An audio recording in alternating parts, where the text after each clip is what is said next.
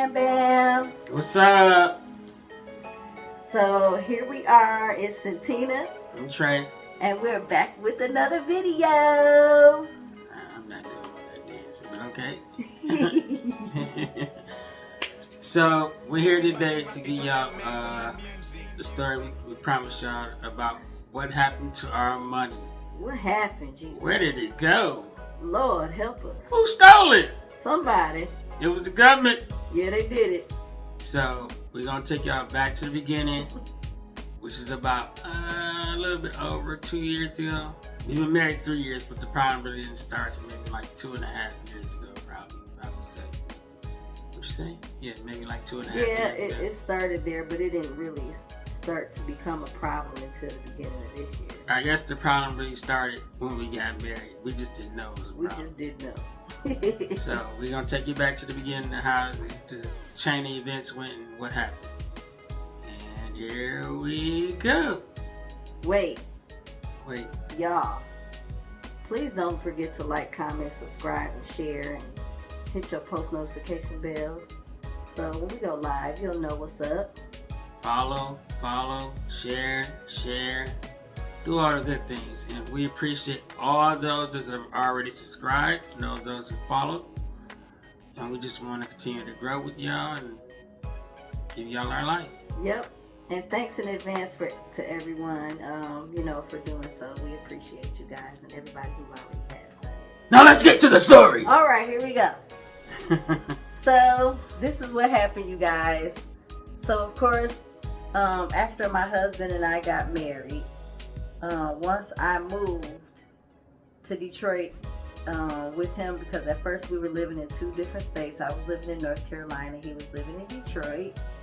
And so I ended up moving back home to Detroit with him. And as soon as I got home, I wanted to change my last name, you know what I'm saying? So we went through the process. We went to the Secretary of State, right? Social Security office. Social Security office, got everything changed. I gave them all the paperwork they needed to see that we were married and all the stuff about our income, my income. He gave us his stuff about his income, and my name got changed, and we thought everything was good, So moving forward, everything was fine. Everything was copacetic. We did all what we considered to be the proper steps, the paperwork, and everything was fine. She had her income. I was still receiving Social Security disability from my father at the time, which was significantly a lot more than regular SSI. Bring me down to drink. I'm still in my pot from earlier today. Back to the story. So, sure lost. But I was still receiving my Social Security from my father. She was receiving regular SSI. Everything was fine. We were living in Detroit at the time, and we were staying at my brother's home, where our rent wasn't significantly high. We did pay rent. We did have, all utility bills like everybody else. It just wasn't significantly high. So, fast forward maybe to January or December of 2023.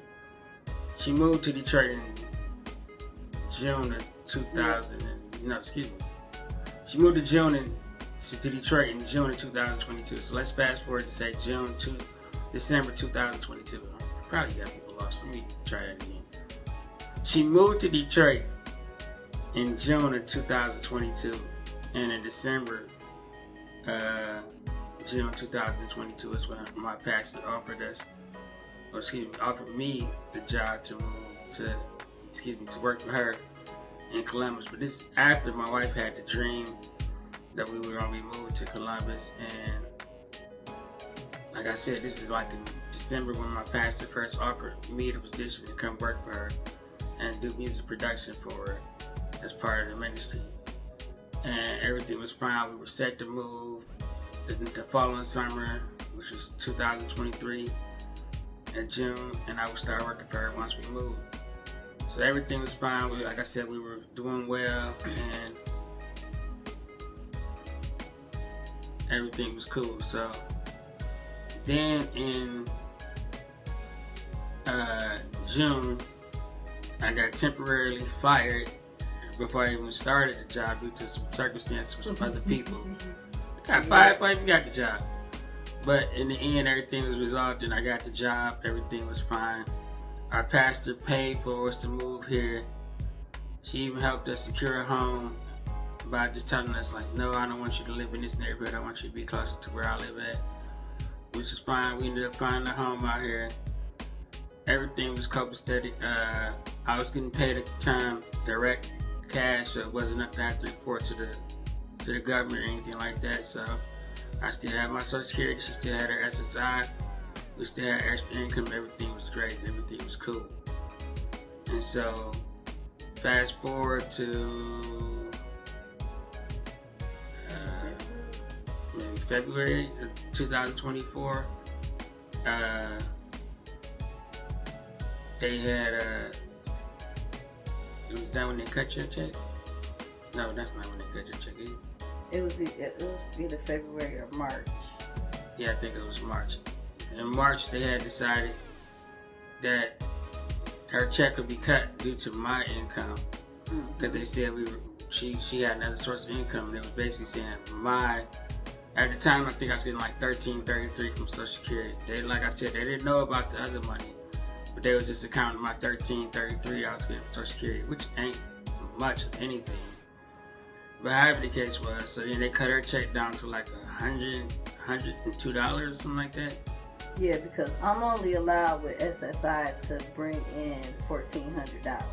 We as a couple and is then, only allowed they're to like, bring in as a couple now, $1,400. that's why they cut it, because they're saying, as a couple, hey, I mean, your husband is attached to you, so his income is your income, so pretty much we have to cut your income down to 100, because he's already getting 13. Yeah. And so at the time it wasn't really a big issue about it. But then in April, my pastor started going on a whole lot more tours around the world. She basically said at the time she didn't need my services, so she pretty much, let me go.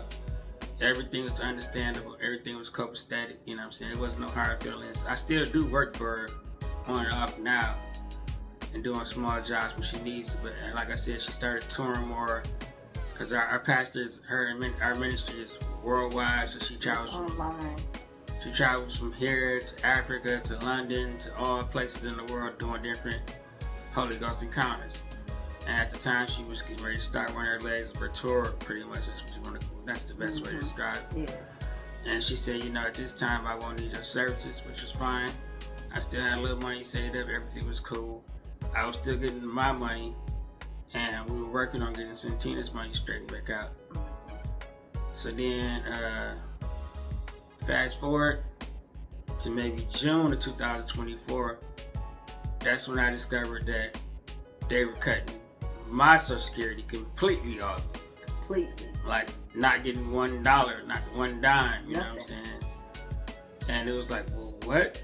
And it was explained to us that I was supposed to tell them, which, like I said, from the beginning, we thought we did everything right when we wanted to change their name when they asked me for my income. But I was specifically supposed to call them and tell them, like, oh, I got married, and due to the laws, which is stupid, I'm still my dad's son, I'm still disabled, I'm no longer entitled to receive disability Social Security from my father because I'm married.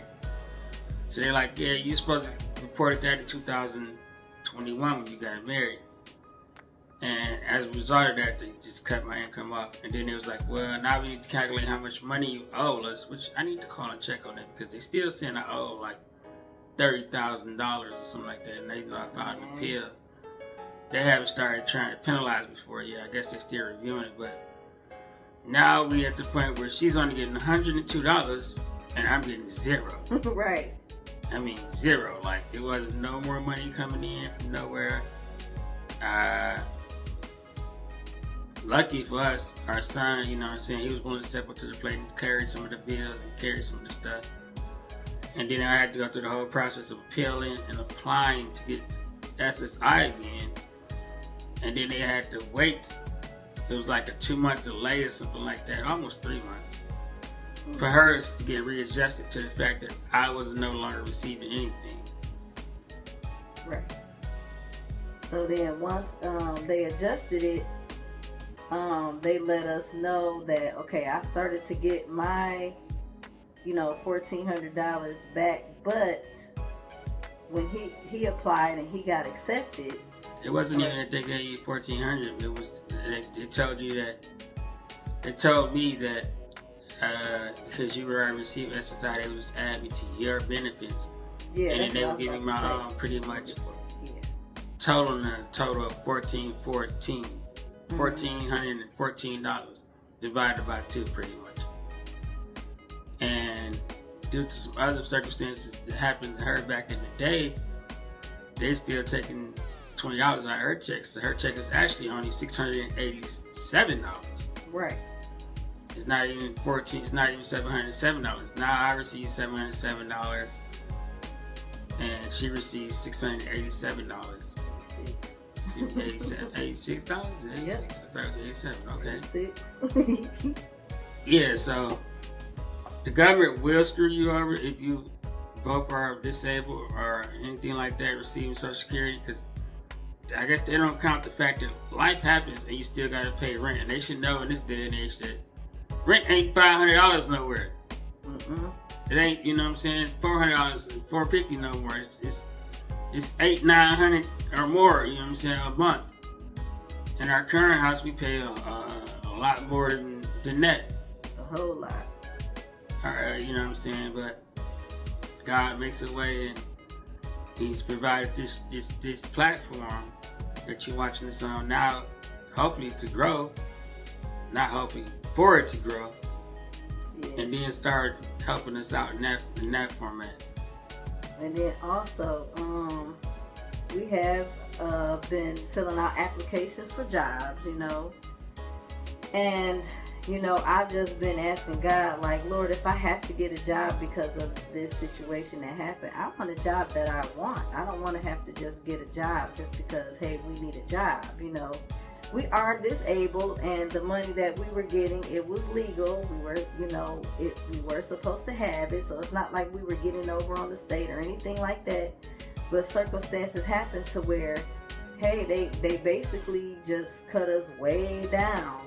And now we're stuck trying to figure out how financially we're going to get, things together. And then being disabled, having a disability, being legally blind, the jobs are very limited. Mm-hmm. It's not like we can just jump up and run out there and just get any job, We have to get a job that will also cater to our disability and something that we're comfortable with doing, Mm-hmm. And that's very difficult. And we're a part, we hooked up with the organization Opportunities for Ohioans with Disabilities. And that organization basically helps Ohioans with disabilities to get jobs. And even with that, it's a very long process. And then just trying to find a job, especially when you're someone who has never really worked. Like, I used to work at a daycare, work in a church, at my church and things like that with children and stuff like that. But as far as, getting a 9-to-5 job, like, I don't really know what I'm able to do with, with my vision and everything, because even since then, my vision I've lost a significant amount of vision. So I have to figure out how to cope with that and figure out what I'm comfortable doing with the little vision that I have left. And so we've been applying. I've been filling out applications for the school for the deaf and blind out here, because I grew up going to the school for the blind in Michigan. So I know I would be comfortable doing that, because I am, I kind of know what it's about, and I'm comfortable with that, that job, and I know it caters to blind people, so I would be comfortable doing that. So me and my husband been filling out applications there, and it's been tough because HR is very difficult. It's something else. You know, we just get denied jobs and we don't know why. You know, oh, we pick someone else for this position, and that's all we know. We don't know, you know, what happened. We don't even get so much as an interview. So, you know, we're doing our best to see what we can do to, you know, make money out here, and you know, so that's what's going on. And I know some of y'all probably thinking like, well, I thought your husband was a producer. I do produce music. I do engineer for people. But I'm in a new territory where I don't really have the clientele. I didn't even look for clientele when I moved out here because at the time I was working directly for my apostle. Mm-hmm. And I didn't need to look for clientele. Now I have had some clientele since I've been let go from her. But it's not the same amount of clientele or volume of clientele that I was used to when I was in Detroit. Because in Detroit I had, you know, cultivated different clients. I had different clients refer different clients to me. Out here I'm starting from scratch, and I don't even have my team that I had like in Detroit to help me build up my clients. Right. So out here it's just, you know, I'm starting from scratch, still building up clientele slowly. But the clientele I have is sparse, you know what I'm saying? Here, there, everywhere. Not as much as I need. So I'm still looking to get clientele either to produce or to mix some songs for them. Mm-hmm. You know what I'm saying? So if you know anybody in the Central Ohio, Columbus area that's looking for a good engineer or a good producer, send them my way.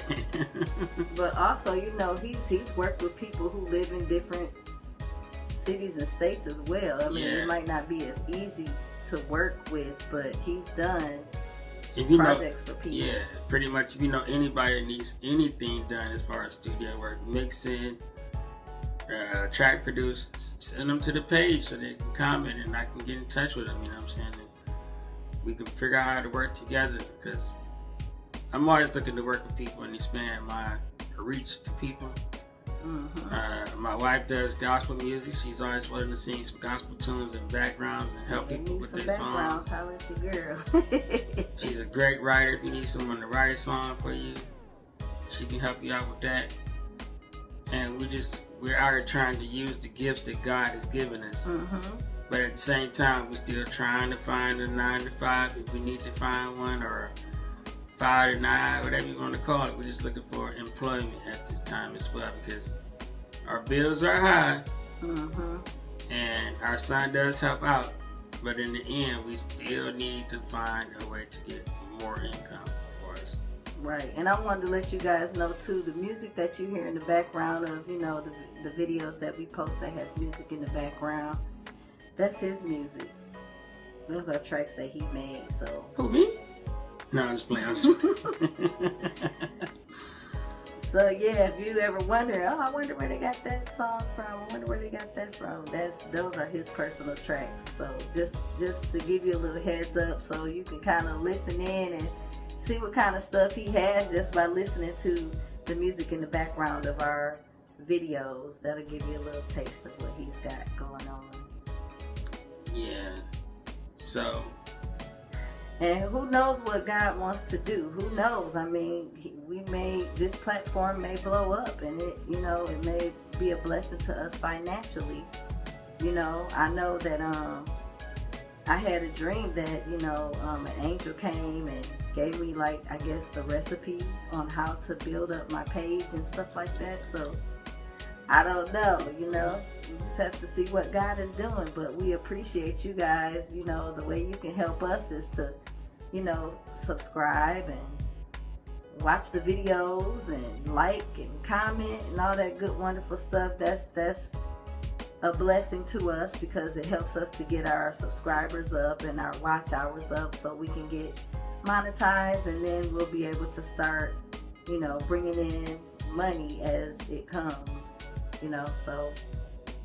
But yeah, that's what happened to our money, y'all.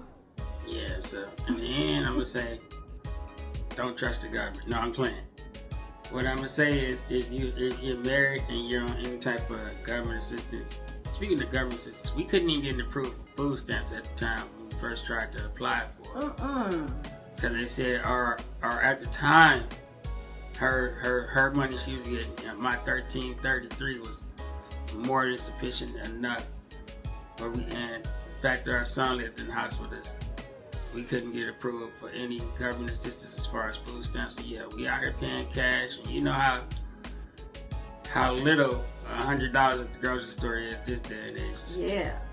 It's not much of anything, but we make do, you know what I'm saying? We have friends to look out for us. We have other methods of getting food. And like I said, I still work for our apostle sometimes, so she blesses us. And sometimes she sends people over to us to get assistance with their music, and we work it out. But in the end, we just appreciate you guys. Keep on commenting, keep on watching, keep on sharing. Please do. And we don't really want to have to go back on government assistance, to be honest. I don't. Yeah, we're trying to get away from that. We don't want to have to be in a fixed income where we're only allowed to have this much money. It's like, no, we want to be financially free. We want to be free from financial bondage, you know? Yeah. We want to be able to make as much money as we want, do what we want. We got plans and dreams and goals, you know what I'm saying? And that's going to take money. And our goals and stuff is to be a blessing to others. So in order to do that, we got to be able to have, you know, what we need, you know? Yeah. Don't mind him. No, but seriously, yeah, that's the plan. Our story. And that's the story. We just want to be open with you guys. So you know, now you know. I guess that's a wrap. All right, you guys. So thanks again for watching. We love you guys. And we appreciate it. Definitely appreciate you. Peace. We'll see you on the next one. Bye.